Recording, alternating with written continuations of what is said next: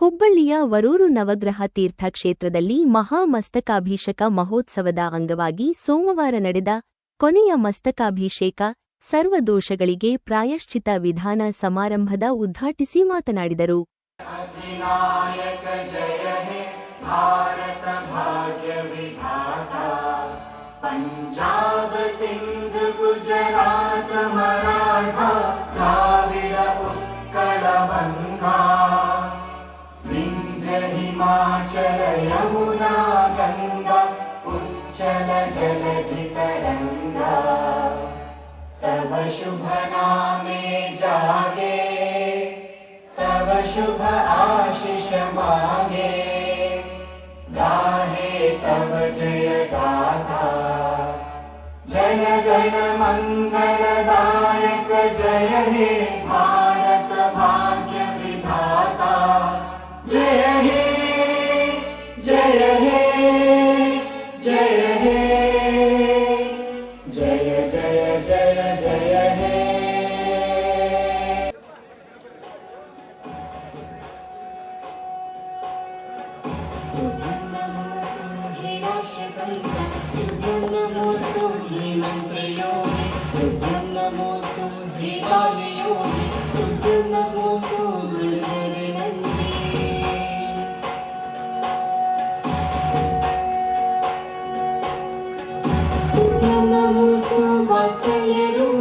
ಚಪ್ಪಾಳೆಯ ಮೂಲಕ ನಾವೆಲ್ಲರೂ ಕೂಡ ಕಾರ್ಯಕ್ರಮದ ಶೋಭೆಯನ್ನು ಹೆಚ್ಚಿಸಬೇಕಂತ ತಮ್ಮಲ್ಲಿ ವಿನಂತಿ.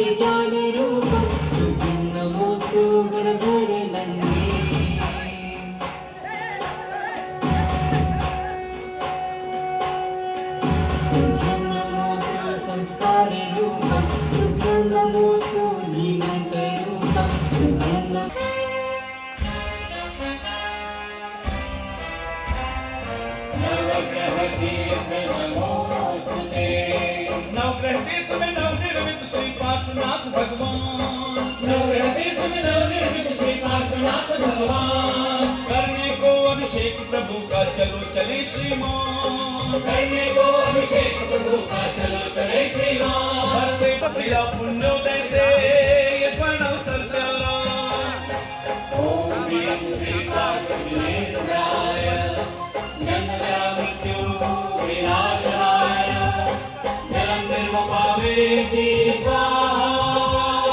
करने को अभिषेक प्रभु का चलो चले श्रीमान, की धारा बिना पुण्योदय से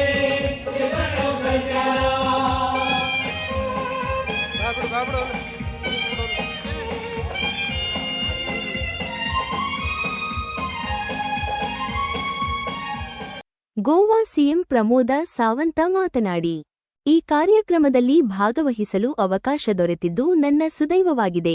ನಾನು ಸಮಾರೋಪದಲ್ಲಿ ಭಾಗಿಯಾಗಿದ್ದೇನೆ. 12 ವರ್ಷಕ್ಕೊಮ್ಮೆ ಬರುವ ಮಹಾಮಸ್ತಕಾಭಿಷೇಕವು ವಿಶ್ವಕ್ಕೆ ಮಾದರಿಯಾಗಿದೆ. ಈ ಸುಮೇರು ಪರ್ವತ ಜಗತ್ತಿನ ಪ್ರವಾಸ ಸ್ಥಳವಾಗಲಿದೆ. ವಿಶ್ವದ ಮೂಲೆಮೂಲೆಯಿಂದ ಜನರನ್ನು ಸೆಳೆಯಲಿದೆ. ಜೈನ ಸಮಾಜದಲ್ಲಿ ನಿತ್ಯ ನೀತಿಯ ಸನಾತನ ಅಡಗಿದೆ. ಇಡೀ ವಿಶ್ವವೇ ಮೆಚ್ಚಿದ ತ್ಯಾಗ ಮಾರ್ಗದರ್ಶಿ ಸಮಾಜವಾಗಿದೆ. ಇದಕ್ಕೆ ಪ್ರಾಚೀನ ಇತಿಹಾಸವಿದೆ.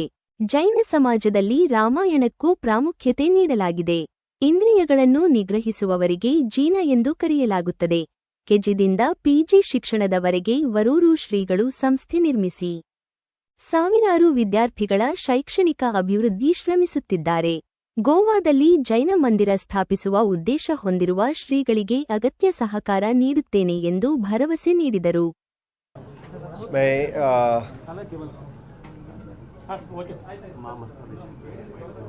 महामस्त अभिषेक जो 48 दिन से चल रहा है, इसी अभिषेक के समापन कार्यक्रम में जुड़ने के लिए मैं यहाँ पे आया हूँ।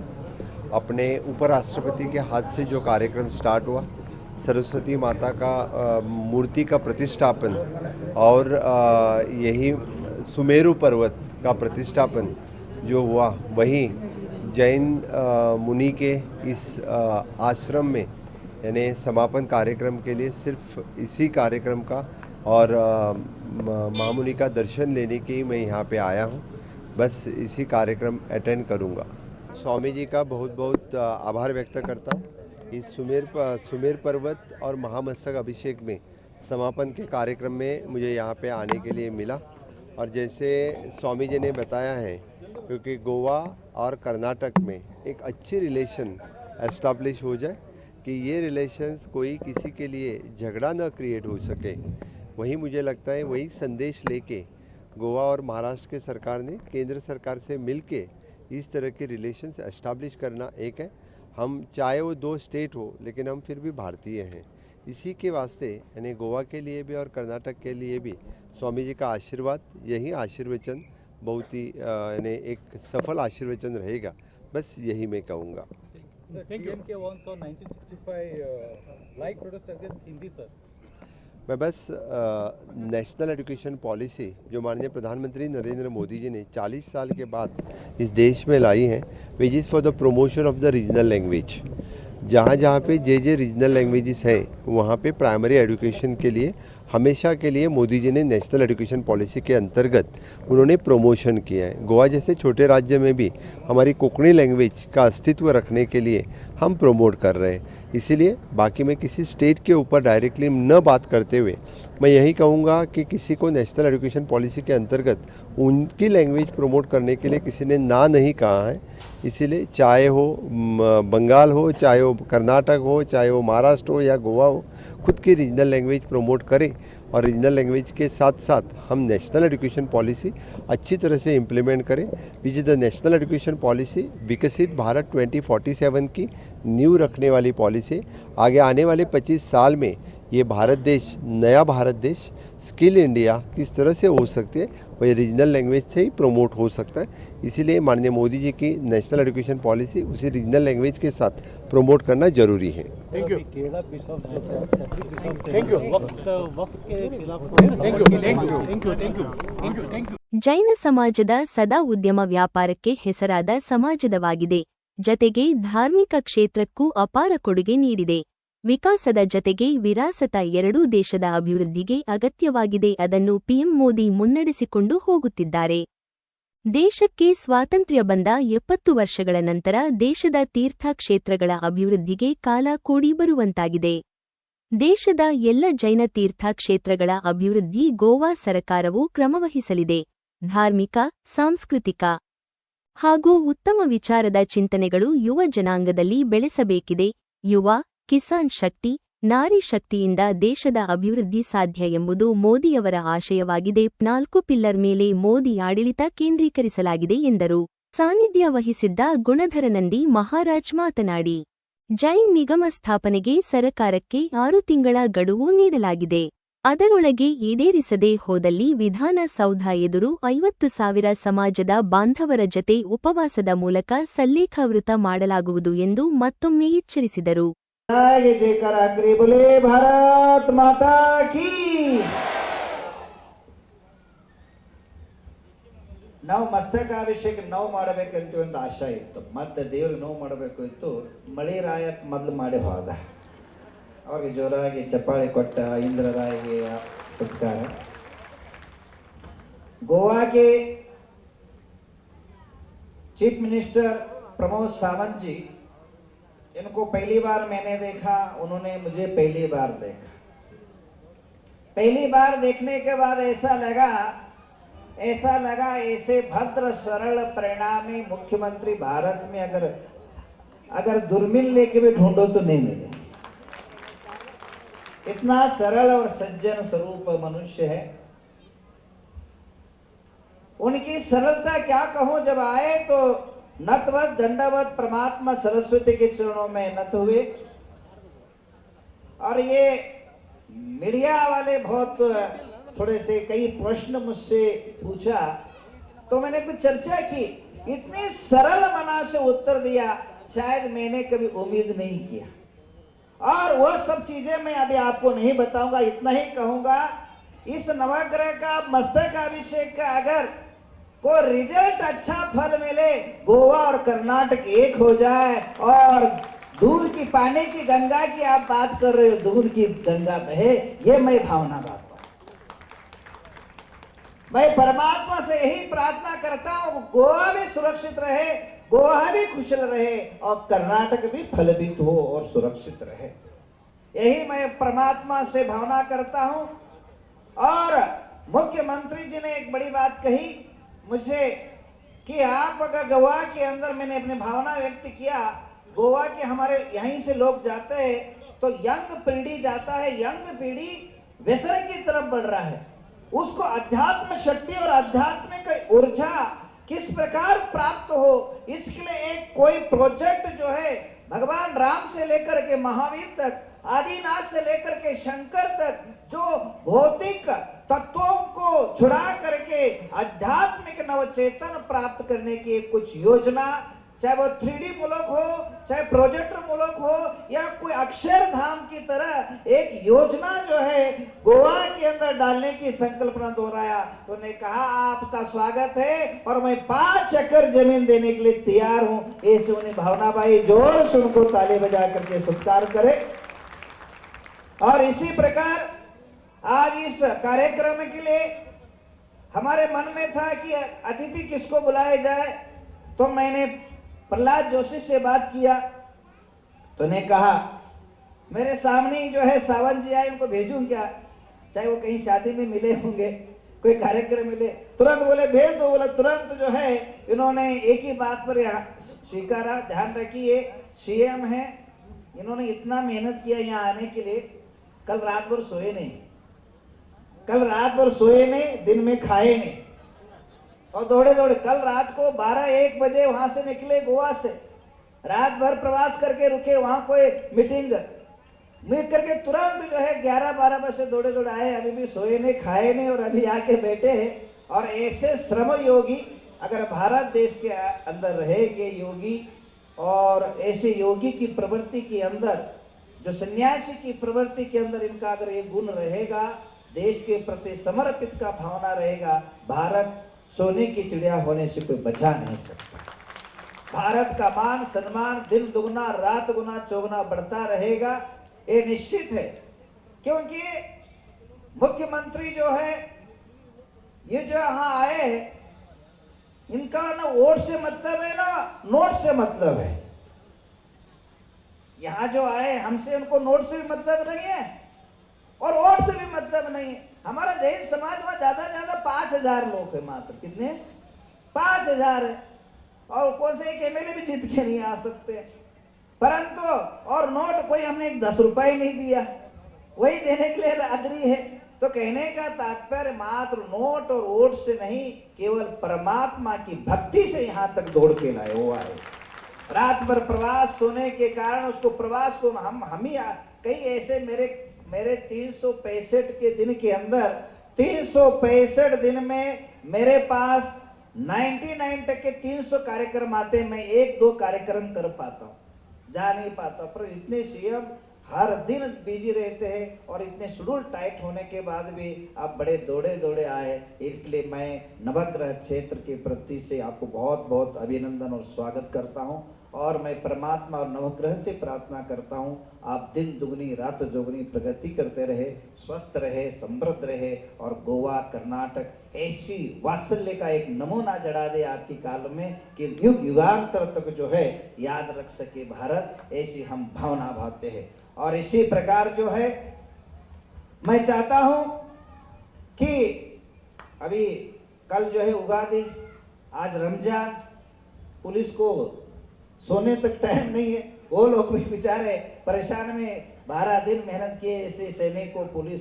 क्योंकि मैं पुलिस से बहुत खुश हूं, क्योंकि अगर पुलिस और सैनिक अगर देश के अंदर ना होता तो भारत देश सुरक्षित ना हो।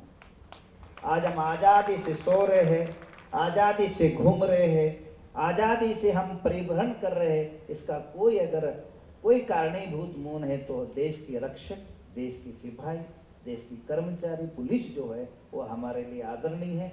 और उन सभी के जीवन में मैं ये कहना चाहता हूँ, उगादी का शुभाशय देना चाहता हूँ और वह नित्य निरंतर, और बाद में कुछ गड़बड़ हो जाए तो नारल उन्हीं की पर फुटता है, हाँ कुछ भी, तो उनकी जीवन साल भर अच्छा बीते ये भावना भाता हूँ। और गोवा के सीएम, उनके साथ एमएलए एमआर पाटिल और टेंगिनकाई और हमारे संजीव पाटिल, विद्याधर पाटिल, बहुउदय हजारे और हमारे महाराष्ट्र से पधारे अनेक भक्तगण और संतोष महेंद्र, ये सभी लोग के मंच पर सभी का अभिनंदन करते हुए मैं परमात्मा से यह महामस्तकाभिषेक आज इसका बहुत सुंदर, लाखों लोग यहाँ खाना खाए।